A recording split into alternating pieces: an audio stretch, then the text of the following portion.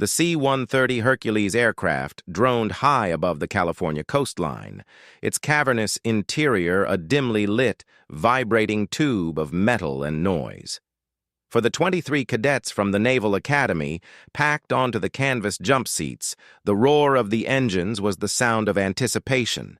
This was it, their first airborne operation, the culmination of months of grueling ground training. They were the future officers of the United States Navy, the elite of the elite in training, and today they would earn their jump wings. The atmosphere was thick with a mixture of bravado and barely concealed terror. They were all spit and polish, their digital camouflage uniforms crisp, their boots gleaming. They checked and rechecked their equipment, a nervous tick that belied their outward confidence. In the center of the fuselage, near the gaping side door that would soon be their exit into the void, sat a solitary figure who was a stark contrast to the young cadets. She was older, perhaps in her late 30s, with a face etched by sun and wind, and close-cropped hair a shade of dusty brown. She wore a simple, unmarked flight suit, devoid of the patches, name tapes, and unit insignia that plastered the cadets like colorful armor. She sat apart, her body relaxed against the vibrations of the plane, her eyes closed. She wasn't asleep. It was a practiced stillness, a way of conserving energy and centering herself before a jump. To the cadets, she was a non-person, a piece of the aircraft's furniture. A leg, the derogatory term for a non-airborne soldier. A hanger-on, probably some maintenance tech hitching a ride.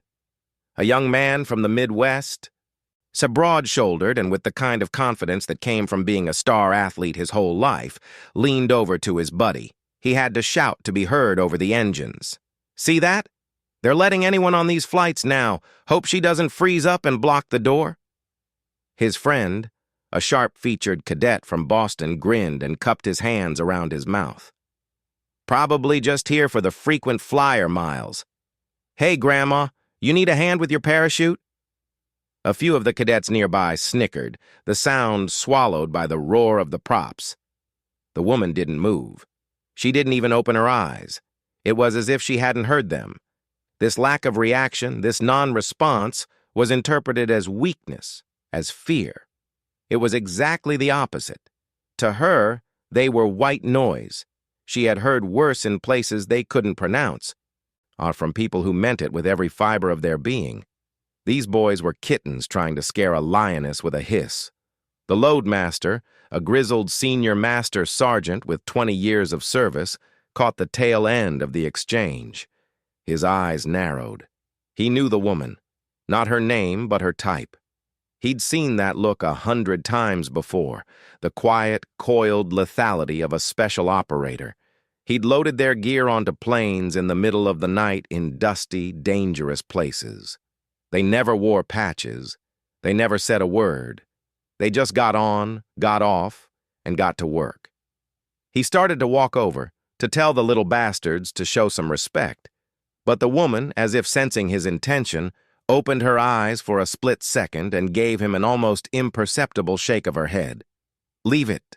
So he nodded curtly and went back to his pre-flight checks, a dark look on his face. The cadets were too wrapped up in their own importance to notice the silent exchange. The jumpmaster's voice boomed over the intercom. 20 minutes! The cadets scrambled to their feet, a flurry of last-minute adjustments and nervous chatter. The woman finally stirred, rising with a fluid grace that was almost feline. She checked her main and reserve parachutes with a series of movements so practiced they were a blur. She didn't look at the gear. She felt it. It was an extension of her body. The cadet from Boston nudged his friend again. "Whoa, look at that. She actually knows which end is up. Still, bet she screams on the way down." The final checks were done. The large red light above the door was on, and the cadets hooked their static lines to the cable running the length of the fuselage. They formed up in the door order, a jostling, excited line. The woman fell in silently at the very end, the last jumper out. The cadet in front of her, a young woman from Virginia with a competitive streak, turned and looked her up and down. "You might want to let the professionals go first," she said, loud enough for those nearby to hear. "That way, if you freeze, we won't all pile up on you." The woman finally looked at her. Her eyes were a calm, steady gray, like the sea before a storm. They held no anger, no irritation, just a profound, unsettling calm. She said nothing, and the cadet quickly turned back around, a sudden, inexplicable chill running down her spine. The green light flashed on. The jumpmaster slapped the first jumper on the back. "Full go!" The cadets began to exit, a controlled torrent of bodies disappearing into the roaring wind. One by one, they hurled themselves into the void, their yells of exhilaration or fear snatched away by the 130-knot wind. The Boston cadet gave a whoop as he launched himself out. The young woman from Virginia went, her face a mask of intense concentration. Soon, only the woman was left. The jumpmaster gave her a sharp nod. She didn't hesitate. She didn't pause for a theatrical breath. She simply stepped off the edge of the world. The transition from the stable, vibrating aircraft to the chaotic roar of open air was seamless for her. While the cadets tumbled and fought for stability, she was instantly in a perfect, relaxed arch position, her body a stable platform. Above her, the cadet from Boston was struggling, his body tilting, his form sloppy. He saw the woman below him, falling with an impossible grace, and for a moment, his arrogance was pricked by a needle of pure envy.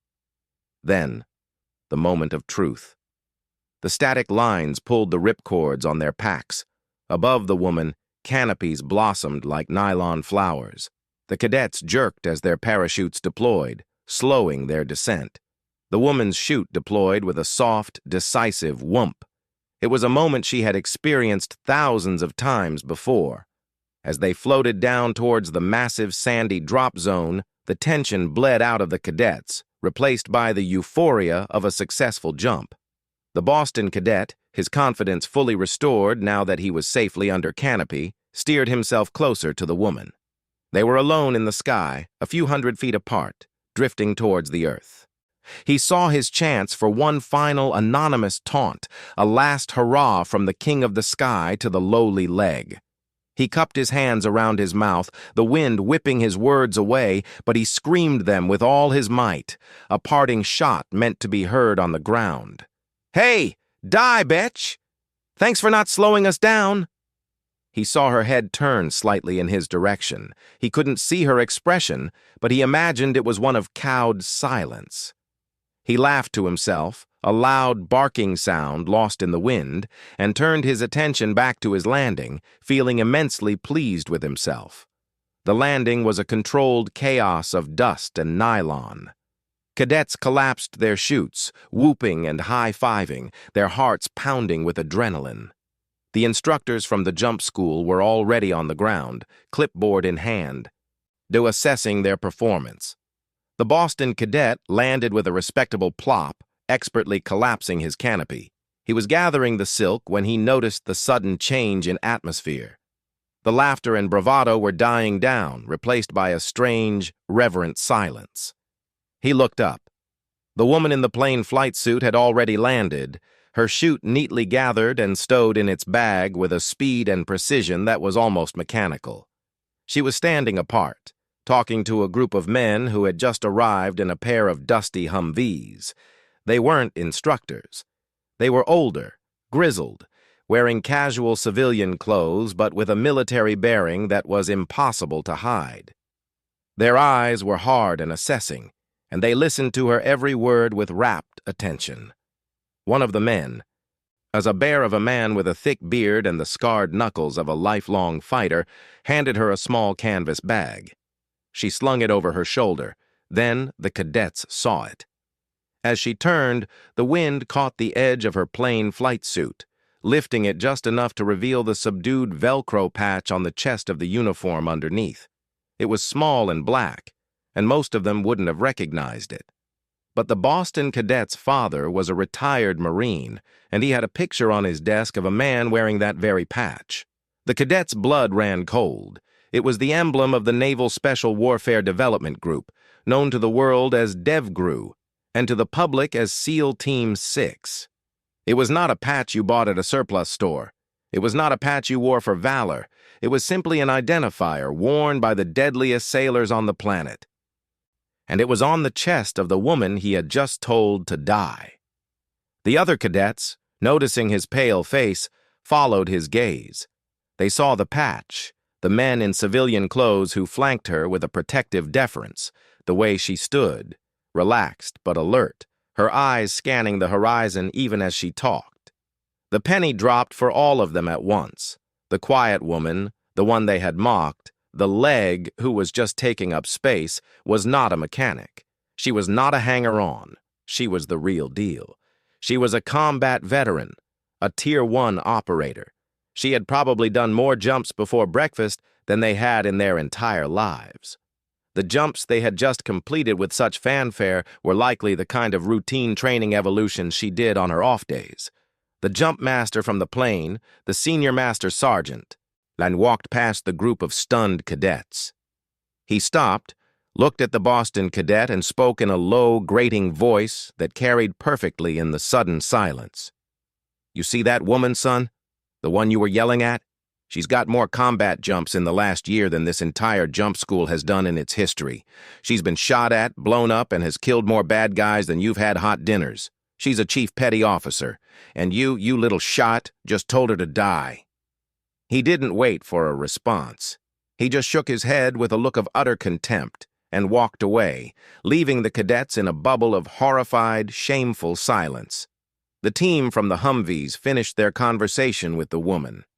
They all shared a quiet laugh about something. Then, to the cadets' eternal mortification, one of the men, the bear with the beard, like an inch tall. He wanted the earth to open an inch tall. He wanted the earth to open up and swallow him whole. He expected a glare, a look of pure hatred. But it didn't come. She simply looked at him for a long moment. Her expression wasn't angry, it wasn't smug, it was something far worse. It was pitying. It was the look of someone who had seen the very worst of humanity, who had walked through fire and stood in the darkness so that people like him could play soldier in the sky, could have the luxury of being arrogant and stupid and safe. It was a look of profound, bone-deep disappointment.